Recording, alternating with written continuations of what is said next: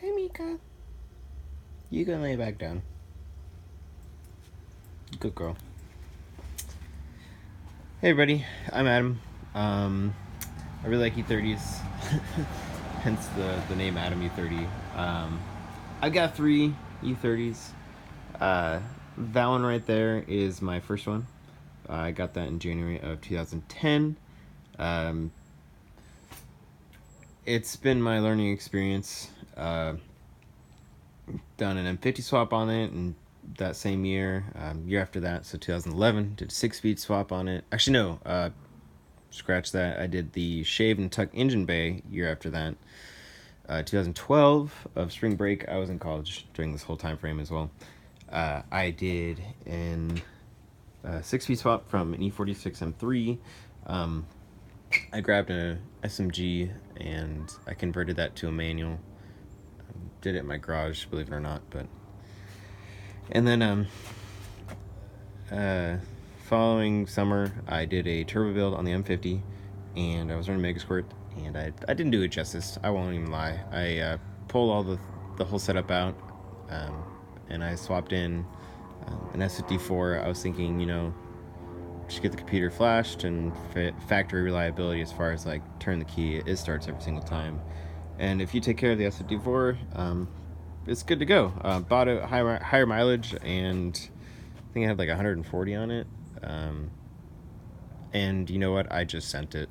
I had to have put at least like 40 or 50,000 miles on it, so it's at least 180, 190 like thousand miles on the motor. Drove this thing to Minnesota and back. I live in Washington, so it's kind of a haul out there, and yeah. So it's been my daily driver for a long time until I got hit October of last year, got rear-ended, and her insurance company, who I was dealing with, totaled my vehicle out, which kind of sucks. But it's why this one exists. So this one exists, excuse me, because I needed a shell, something to maybe swap everything from this car into. But, there's been a growing popularity in Honda K series swaps as of recently, and I'm having this very hard time of not trying to find like a K20 or a K24 and putting a turbo on it and swapping here because, K Miata does a good old adapter for ZF 5 or 6 speed transmissions, and because there are factory drive shafts and stuff that work with those transmissions in E30s, I would have a very easy time swapping that in, having a 4-cylinder sit as far back as the 6 cylinders do, and it also being an entirely aluminum block and being able to make like way more power than they should off of stock bottom ends. But just an idea, let me know what you think about that one. That'll be the first question. And the other thing too is I'm going to paint this black. Never had a black E30 before. Love black E30s. It's just the upkeep of keeping it clean. And so I'm going to do all the body work to this one. And then, I have had this dream to make molds of all of like the panels of the vehicle, and then start making some carbon fiber panels. And really, to fix that one in the rear end, I'd like to just do carbon fiber for that. Do like modern cars do modular like body panels to where you can actually replace the whole unit and put it back on, and just use some like seam sealer, body sealer, or whatever you want to use, whatever's the proper thing to use for that. I'm not well versed in that area of working on cars, but so yeah, that's kind of the background on that car right there. This E30 came around on Craigslist, found it for free from a guy named Alex. Shout out to Alex, thank you very much. I just don't know what the plans are for it, so if anybody has any ideas or what they think I should do with this one for that. The 3030 I have is an 88 325 IX, and we'll just do a feature on that one on itself just because it's kind of special for what it is. And then yeah, you saw my helper already, Mika. She's my border collie. She's 6, if you can believe it or not. I got her in 2013.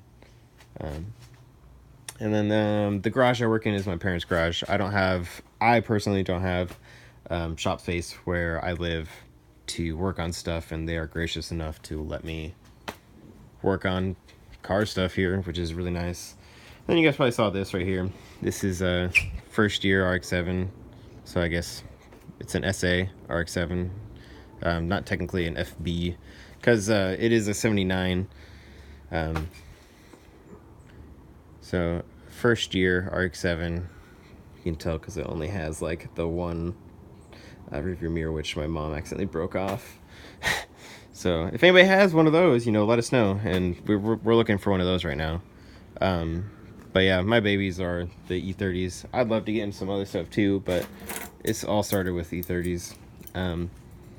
Just so you guys know that this thing actually does run. Hopefully I don't have to like jump it up again, but I'm just gonna hook the battery charger up to it just because peace of mind, it might not start again. Yeah, I parked it only because it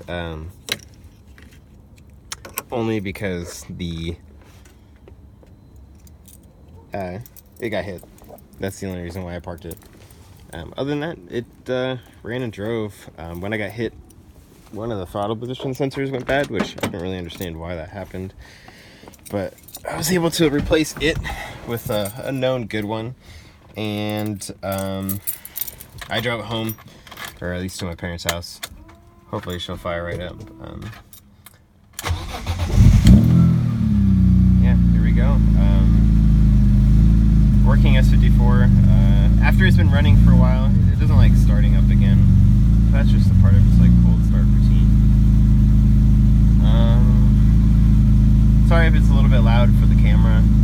I actually refilmed again because I was running it earlier, and it was just too loud. At least when I was trying to do some filming and whatnot. So yeah, it runs. It drives. I'll rev it up a little bit. It's kind of warmed up, so I'm not worried about it like kind of blowing things out, or like not blowing things out, but hurting anything. And I think one of the funniest things is that when you rev it up, it goes past 7.